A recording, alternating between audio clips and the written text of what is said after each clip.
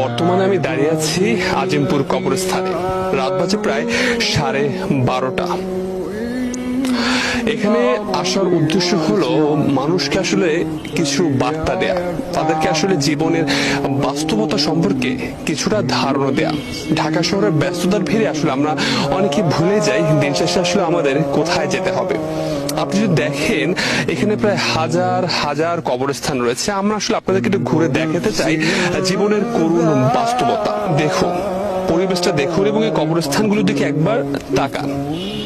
এদের কিন্তু প্রিয় মানুষ ছিল, বন্ধু ছিল, কত আত্মীয় স্বজন ছিল, কিন্তু আজ দেখুন এই রাতের বেলা গভীর অন্ধকার, এদের পাশে কিন্তু কেউ নেই। আপনার বেলাও কিন্তু ঠিক একই ধরনেরই ঘটনা ঘটবে। আমরা যদি এই সত্যটা উপলব্ধি করতে পারি, হয়তো আমাদের জীবন অনেকাংশে বদলে যাবে। রাত গভীর হলে কবরস্থান যেন আরো নিস্তব্ধ হয়ে আসে। পুরো পরিবেশ স্মরণ করিয়ে দেয় সব রাস্তা একদিন এই নীরবতার দিকেই ফিরে আসে।